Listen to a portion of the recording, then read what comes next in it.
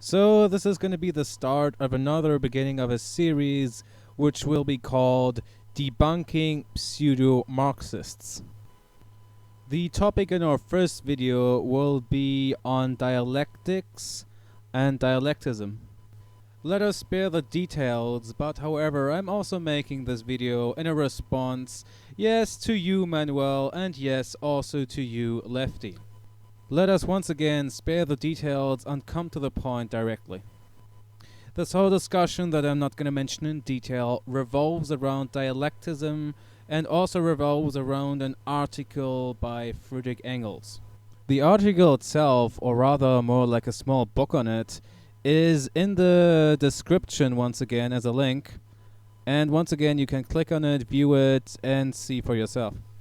So the topic of discussion in and of itself was about dialectics and what dialectics are. The argument of pseudo-Marxists like Manuel or Lefty here was basically that dialectics are false, that they are false theory, and that they are totally flawed, and that they are simply totally false. That what dialectics says and what dialectics are is simply nothing else than a bunch of bogus and a bunch of bullcrap. That's exactly what Lefty and Manuel are claiming. Sorry to crush your dreams here, but this is simply not true, and this is simply nonsense. The discussion then went on to examples and also to detailed examples. And in this case, the example of the link I just mentioned was used. And the link mentioned is the Dialectics of Nature by Friedrich Engels in 1883. The claim of pseudo-Marxists like Manuel or Lefty is that all that the Dialectics of Nature by Friedrich Engels, that it all bases on natural science, that his entire work is a work of natural science. I'm sorry, but this is about one of the most far-fetched, false, and bullshit claims I've seen in a long time. The very beginning, the very first part of the first chapter of Friedrich Engels' Dialectics on Nature, in fact already talks about human history, human development, and yes, also nature and natural sciences, and how they affected the development and growth of humans and of cultures. As of such, it also cites a lot of different cultures, from the Romans to the Byzantines to the Arabs to the Germans. It even mentions Italy and France as well. As of such, for any person with a shred of logical thinking left in their brain, it is clear that this is not a work of natural science, but a work of philosophy, as it also takes into account human nature, human history, human development, and natural science in this exact context, in the context of philosophy. And guess what? This is exactly what dialecticism is about. This is exactly what dialectics mean. This is exactly the nature of dialecticism and dialectics. Dialectics are a philosophy and not a natural science. This also crushes the argument of Lefty and Manuel that said, quote, "Why don't you use dialectics to explain how a log burns?" Because that would exactly be natural science, and exactly precisely because dialecticism is not a natural science but a philosophy, you will not find an explanation for why a log burns or how it burns. If you want answers to that, you go into natural science, namely chemistry here. But you do not ask a philosophy to explain, for example, how gravity works. You ask physics, you ask natural science, because that is what natural science is supposed to be. And philosophy is supposed to be something else. However, the problem with pseudo-Marxists like Lefty or Manuel is that they simply do not want to acknowledge this fact. They simply do not want to acknowledge that dialecticism is not a science but a philosophy. And here also lies a fundamental flaw in their thinking, that they think that dialecticism is a natural science is basically false. And dialecticism was also never meant to be a natural science. It was from the very beginning meant to be a philosophy, not a natural science. However, yes, philosophy may take into account things like natural science or nature. It may take these facets into account in analyzing and explaining economics and human nature and development, because that, in fact, is what dialectics is about. Dialectics is about explaining human nature, development, and also economics, and how they affect both humans and also the surroundings of humans. This also includes nature and the creatures living in nature. However, it takes no Einstein to realize that dialecticism or also philosophy is not about natural science. The problem here is that there seems to be, in quite a lot of pseudo-Marxists like Lefty and Manuel, there seems to be a grave misunderstanding as to what dialectics actually are. Also, never mind the fact that people like Lefty or Manuel literally obviously have never read dialectics, nor do they even know what the term itself means. Nor do they know where dialectics come from, nor do they know the history of dialectics either. Anyway, another point of discussion was the claim by Lefty and Manuel that Marx himself is nothing else than a cheap copy of Hegel. So basically speaking, that Marx equals Hegel, that the theory of Marx and the Marxist analysis basically equal Hegel, and that they are one and the same. This is totally and utterly false. There is, as I said in the discussion, but pseudo-Marxists like Lefty and Manuel just simply tend to ignore, evade, strawman, etc., etc. Anyway, there's an entire goddamn pamphlet by Marx and Engels dedicated to the criticism of Hegel. This entire pamphlet is criticizing the flaws of Hegel, and it shows where Hegel's theory was wrong. So it basically debunks Hegel on many levels. One of the things that pseudo-Marxists like Manuel or Lefty simply don't want to admit or don't want to understand. They don't want to understand the fact that Marx is not a cheap copy of Hegel, but that Marx actually developed the existing Hegelian theory. He advanced on the already existing Hegelian dialecticism and analysis. And so did Engels as well. A good example here is in fact Lenin. Lenin is also not a cheap copy of Marx, but Lenin's theories are an advancement of already existing Marxist theory. Lenin picked Marxist theory up and he advanced it. So did Marx pick up Hegel's theory and advanced that as well.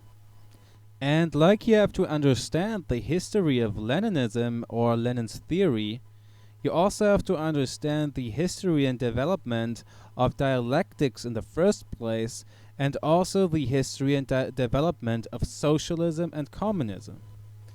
Indeed, Marx picked up a lot from Hegel. I mean, a lot of his works, a lot of his theory and analysis bases on the already existing analysis of Hegel at that point. But what you also have to understand is that back then in these times, if you were a philosopher, if you studied philosophy on a professional level, you would have to read Hegel and Hegelism. Hegel and Hegelism was in fact considered the total basic of philosophy. All philosophy in that time revolved around Hegel.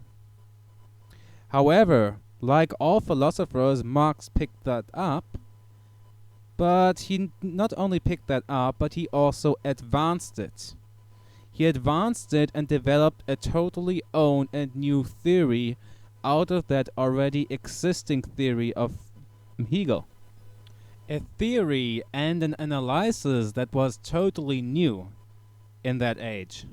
In that age, this was totally new. This was newly developed by Marx and Engels out of the already existing basis of Hegelism. And as said, if you wanted to study philosophy in that times, in that age, you would have to study Hegel. You would have to read and understand Hegel. This was considered normal. This was considered actually a necessity to be a philosopher in these times. And out of that, a new theory and a new analysis was born, which is known as Marxism. Another thing you have to understand, both as a communist and as a socialist, is the origin of socialism. Yes, socialist ideas have existed long, long ago. I mean, just like communists' ideas existed long ago, I mean, a lot of people would argue that Jesus Christ and that Christianity, early Christianity itself, is in fact very communistic. The idea behind that is indeed very communist. But this goes back even further to the first ideas of Plato. I mean, Plato himself and his ideas were very communistic on many levels. However, you also have to understand that the one who coined the term socialism into a political ideology was in fact Hegel.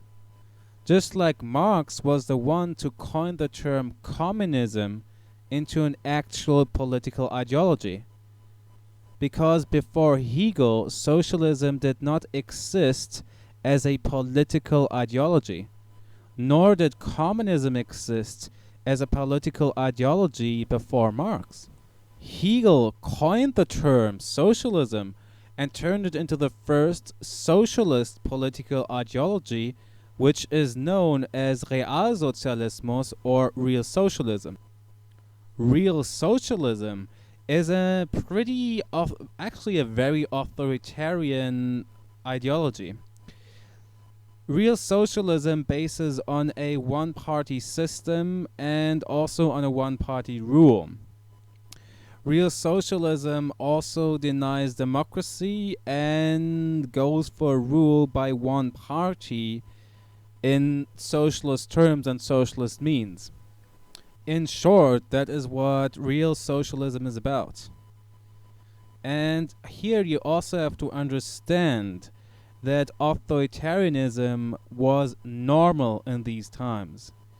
Hegel developed his theory of real socialism in anarchistic times, in the times of anarchism, where it was pretty much unfortunately normal to be authoritarian.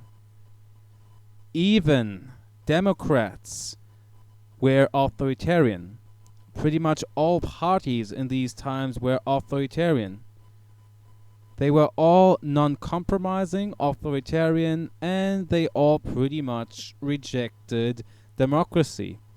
Even the so-called Democrats were very radical, and their democracy can basically be compared to the first Athens democracy, which, as we know today, is not true democracy.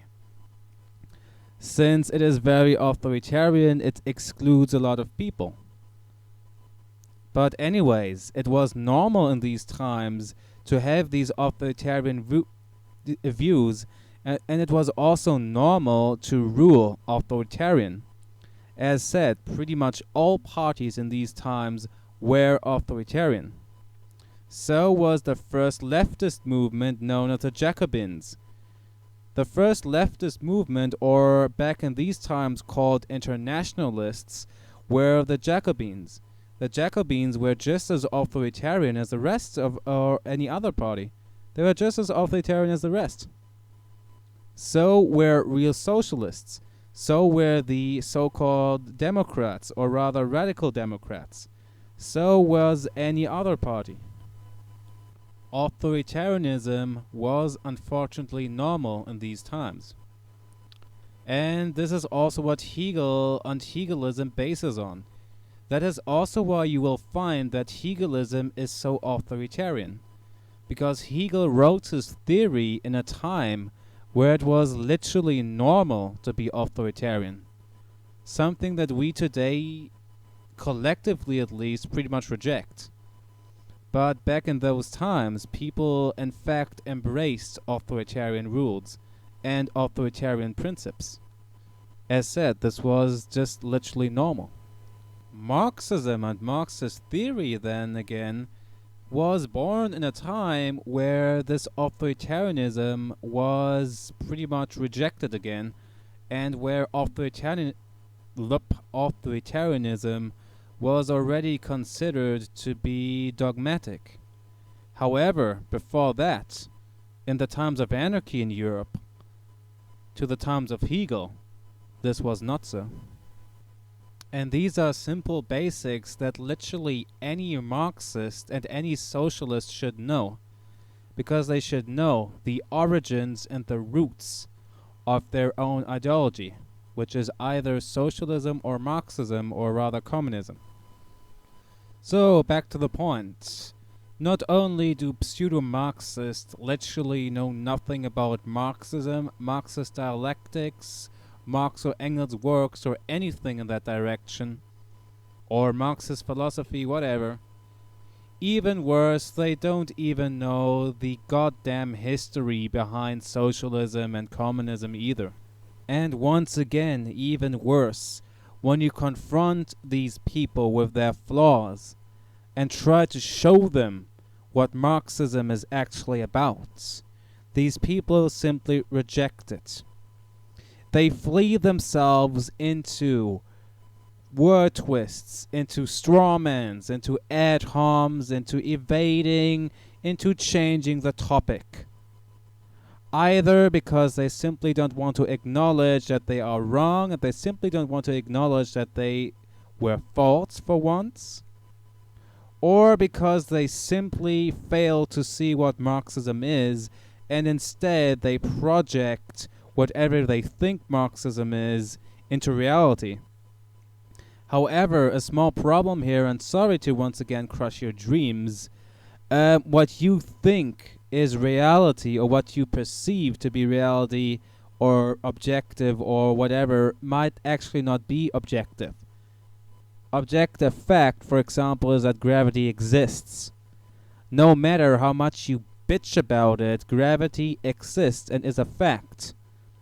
And if it doesn't, then please show us how you can goddamn fucking fly and show us that gravity doesn't exist. Because objectively speaking, it exists and is an empirical fact. And as said, no matter how much you bitch about it, gravity exists. Gravity is a proven empirical fact. It is a proven objective fact, like it or not. Even if you don't like it, it's not going to change the fact that gravity exists. However, that is what pseudo-Marxists are going to do. They're going to try to reject these facts. They're going to try every goddamn trick to do so either. And they will even go as low as meme spamming, provocations, ad homs, word twists, strawmans, etc. Only to not admit the fact that this reality exists and that this is reality. Because for some reason they cannot and won't acknowledge it. Be it because they are ignorant, or be it because they simply cannot admit that they are wrong. No matter, it doesn't matter what the reason is. Fact is, they are wrong. fact is, no amount of bitching is going to change that. So, and to finish the session, because I already know exactly what Manuel, especially Manuel, but also Lefty are probably going to try to say. They're probably going to try to say things like, "Oh, you are dogmatic Marxist, Flo, you're dogmatic." No, I am not. In fact, I developed a very own theory out of existing dialectics. Exactly because I acknowledge the fact that times have changed and that you cannot apply an old theory, at least not to 100%, to the new times. You have to progress and advance, and I'm very well aware of that. I'm not only aware of that, but I in fact even worked on alternatives because I am aware of that. What have you done in the meantime? You preach that we should progress, but what progress comes from you? None at all. Literally none. Also, it is highly ironic that you, Manuel, you of all people, complain about dogma or dogmatic Marxists, because you in the past were exactly that, and were criticized by a shit ton of people to be dogmatic. Be it by Shango, be it by Matthew, be it by Redknapp Scott, be it by goddamn a shit ton of other people as well. In fact, I was one of the people who from the very beginning called you a fascist instead of calling you a dogmatic Marxist. Because in my opinion, you were never Marxist from the very beginning. And once again, you prove yourself to be, in fact, a pseudo-Marxist, and once again, on a very, very dogmatic level as well. Not only are you dogmatic, but you are a pseudo-Marxist as well. Congratulations. So, what kind of alternative have you developed? What kind of understanding of existing Marxism have you developed? Literally none. The same goes for you as well, Lefty. What have you so far done in terms of being progressive? Literally nothing. And it is hypocritical and ironic as fuck that you, of all people, even dare to criticize others of dogmatism. Because not only are you totally wrong, and totally fail to understand even the basics of Marxism, even worse, you apply them in the most dogmatic way ever. Congratulations, and sorry to say it that bluntly and that open, but you are complete failures. You are literally a complete failure. You are the definition of fail. Congratulations. And it is exactly because of people like you that Marxism does not progress and does not advance. Another thing, and the basic logic, to progress and advance on Marxism, you have to understand Marxism first. You literally do neither. Neither do you understand Marxism, not even the most simple basics. Nor do you even try to advance on that either. All you literally do is being edgy and tanky, spamming memes, and literally showing off online. Wow, you're so great and so superior, you goddamn keyboard warriors. And once again, you clearly chose the wrong ideology.